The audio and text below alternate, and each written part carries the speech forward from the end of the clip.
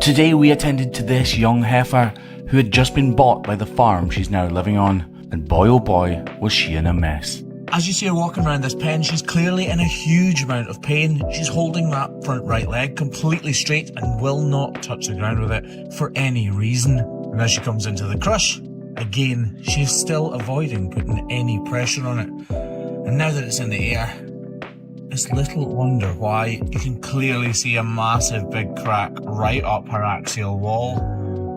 I can actually feel it down the front as well. In fact, I was going to use the grinder, but I think I'll actually put it to the side first and use the knife. I think most of this is going to come away with the knife. And if I use the grinder, it's just going to kind of flop. Oh, look at that. It's got the pungent smell of dermatitis.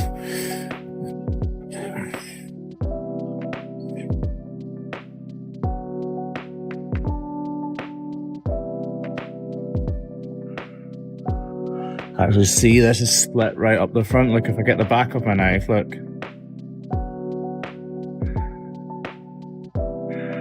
Look at that.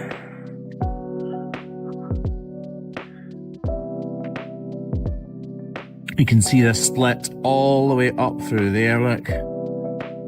That's pretty crazy, isn't it?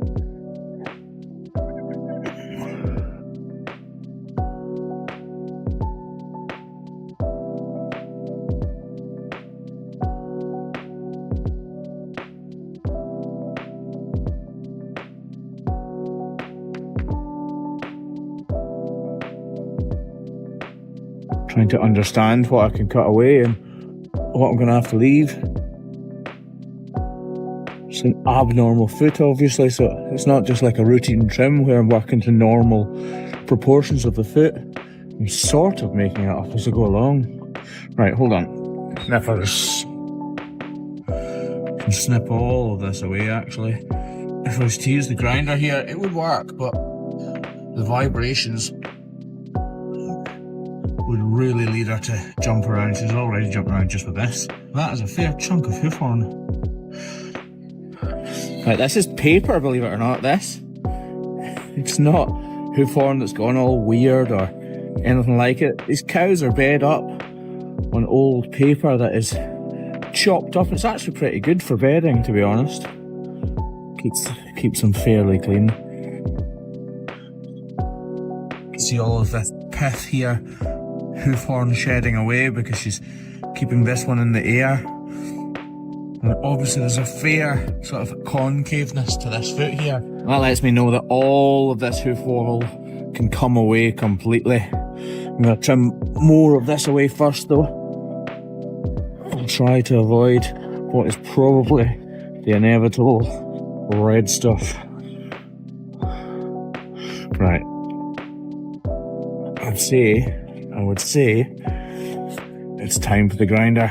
So using the grinder, I reduced the entire size of the outside claw. It's not really because I want it smaller, because in fact, I would actually love it to be much bigger, but it is not smooth and flat enough.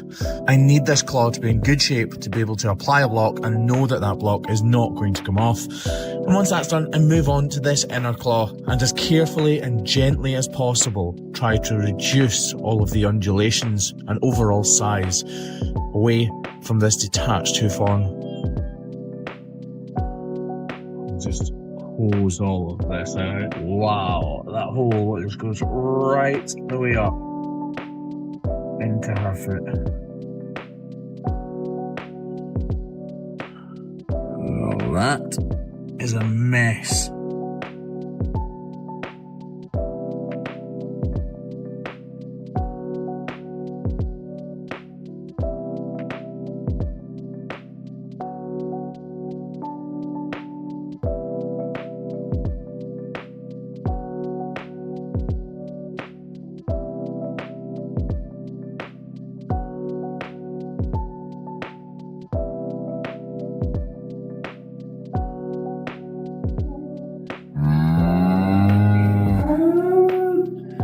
Oh, what a mess.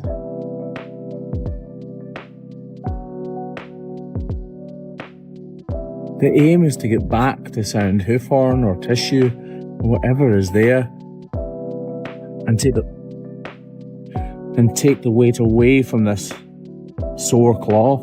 All I really want to do is make her more comfortable,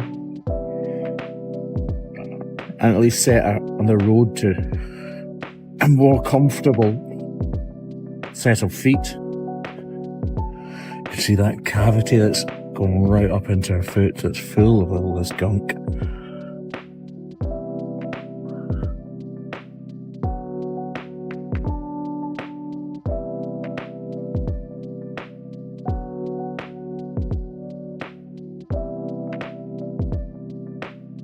It seems almost too obvious to state that this hoof is in an incredible mess. The pain this cow must be enduring must be excruciating. The hole travels all the way from the point of her foot right up to the hairline, where the hoof horn is actually formed.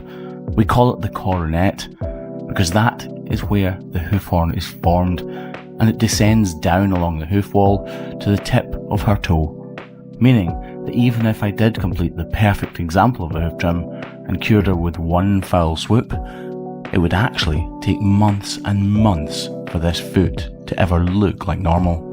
I'm putting this block on because obviously I can't have any weight going through that inner claw, and actually she wouldn't even allow it if I tried, as we all saw in the intro. Once that block is in place and the trim is completed, we wrap it with salicylic acid and Repoderma in an effort to heal up the tip of her toe, and then she can be let go. On the right is how she was walking, and on the left is how she is walking now. There's a very slight improvement, but slight is all it is. I'm hoping in the next few days or so, she begins to be able to use that block to its full potential.